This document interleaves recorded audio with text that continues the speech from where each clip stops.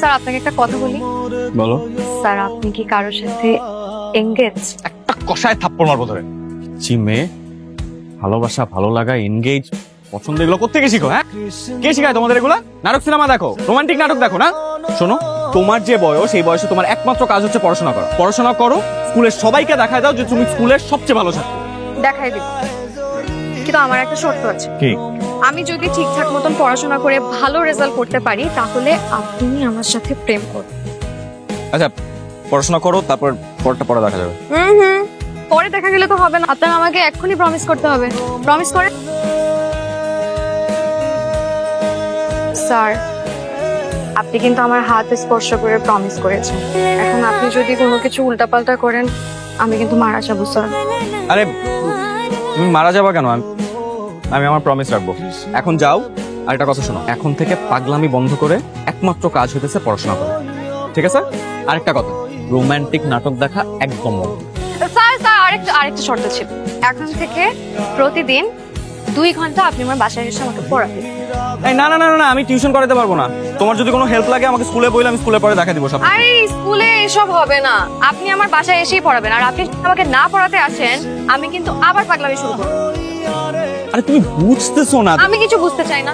আপনি যদি আমাকে না পড়ান তাহলে আমি পড়াশোনায় মনোযোগী হব না, আর আমি যদি পড়াশোনায় মনোযোগী না হই তাহলে আমি ভালো রেজাল্ট করব না, আর ভালো রেজাল্ট না করলে আমি আপনাকে পাবো না। সো তার মানে আমাদেরকে এখানে যেটা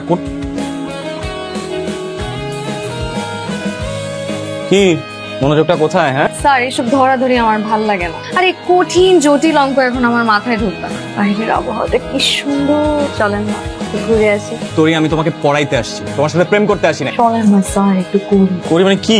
প্রেম। তোরি দেখো, আমি তোমার রিকোয়েস্টে তোমাকে পড়াইতে আসছি। তুমি যদি আমার সাথে এরকম ঠাট্টা বাজলাম করতে থাকো, আমি সোজা এখান থেকে উঠে চলে যাবো, কোনোদিন পড়াইতে আসবো না। টুকু টুকু টুকু টুকু টুকু মানে সরি।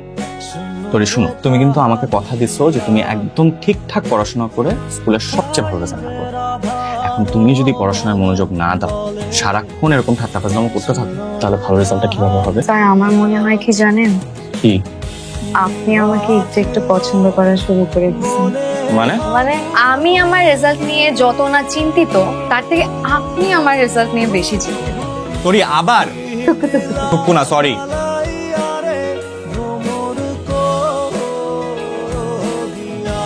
কি হয়েছে? শরীর খারাপ? চলেন করি।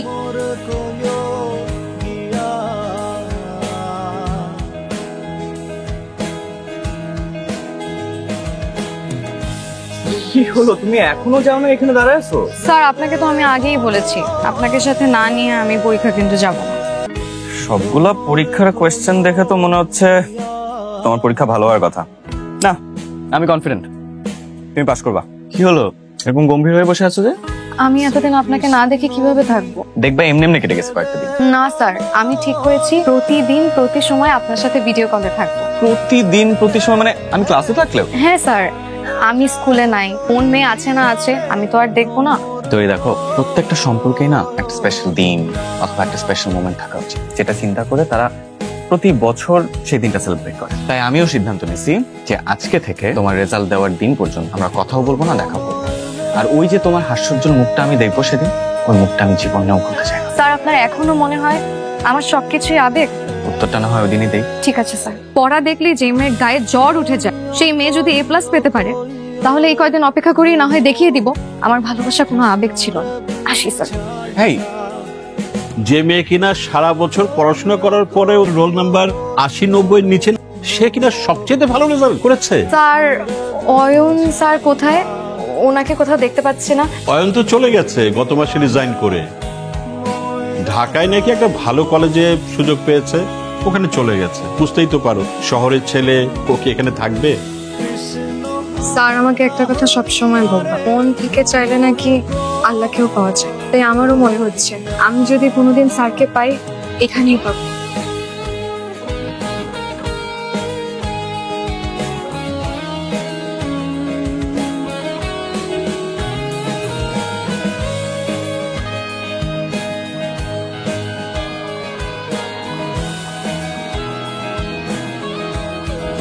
সরি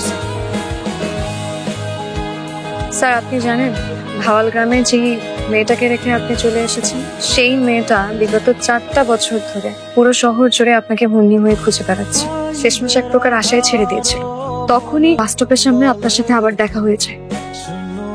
সেই দিন থেকে আজ পর্যন্ত সকাল থেকে সন্ধ্যা প্রতিটা দিন আমি বাস স্টপের সামনে দাঁড়িয়ে থাকতাম আর প্রত্যেকটা বাসের দিকে তাকিয়ে থাকতাম যে কখন আপনার এক পলক দেখা পাবো। আপনার কাছে এখনো মনে হয় আমার সবকিছুই আবেগ? গত 4টা বছর আমি প্রতিটা দিন প্রতিটা মুহূর্ত একটা মানুষকে মিস করেছি, সেটা হলো তুমি। মিথ্যে কথা। যদি আপনি আমাকে এতই মিস করতেন তাহলে কোনোদিন আমাকে ফেলে রেখে এভাবে চলে আসতেন না। আমি তো তোমাকে ফেলে আসতে চাইনি। স্যার এটা কি? তোমার রিজাইন লেটার। স্যার আমি তো কোনো রেজিগনেশন লেটার দেইনি। দেখো আয়ন, আমরা তোমার মতো একজন মেধাবী শিক্ষককে অ্যাফোর্ড করতে পারবো না। স্যার আপনি শুধু শুধু টেনশন করছেন স্যার। এই চাকরিটা আমি টাকার জন্য করি না স্যার। স্যার দেখেন, আমি ঢাকা ইউনিভার্সিটি থেকে পাশ করেছি, আমি চাইলে আরো অনেক বড় চাকরি করতে পারতাম স্যার, কিন্তু আমার শিক্ষকতা করাটাই ইচ্ছা ছিল।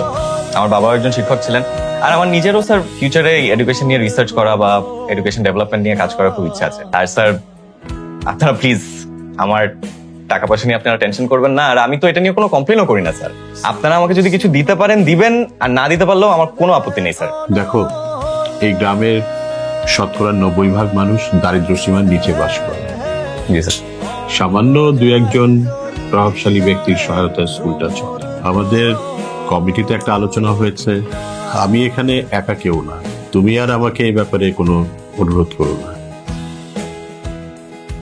স্যার আমি আসলে জানি না যে আপনাদের কমিটি কেন এই সিদ্ধান্ত নিল। তবে স্যার আমি আজকেই না যাই স্যার, গ্রামটা খুব ভালো লেগেছে, আমি আর একটা মাস থাকি। 1 মাস তো অনেক সময়, তুমি আর একদিন এখানে থাকবে না, আজই চলে যাবে। ঠিক আছে স্যার, আমি আজই চলে যাব।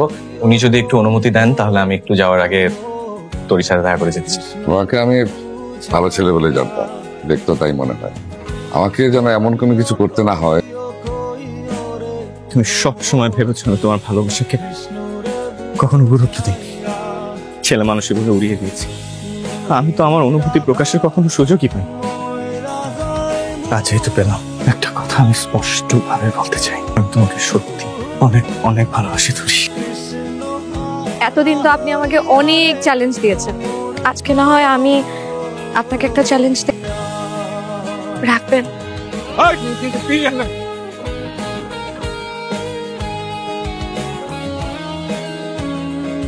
বাবা, স্যার আমাকে সবসময় বলতো আমি নাকি খুব দুষ্ট। সত্যি কথা বলতে কি বাবা, তুমি আর স্যার দুজনের কেউই আমার ভালোবাসার মূল্য তো কখনো করোই নাই। উল্টো আমার ভালোবাসাকে আবেগ, ছেলে মানুষই বলে উড়িয়ে দিয়েছো। কিন্তু আমি প্রমাণ করেছি বাবা, আমার ভালোবাসা কোনো ছেলে মানুষই ছিল না। এটা ছিল প্রতিজ্ঞা, ছিল অপেক্ষা, ছিল যুদ্ধ। আজ আমি সেই যুদ্ধ জয় করে তোমার সামনে দাঁড়িয়ে আছি বাবা, আমাকে বরণ করবে না? এই বাজাও, বিয়ার বেঁধে বাজাও।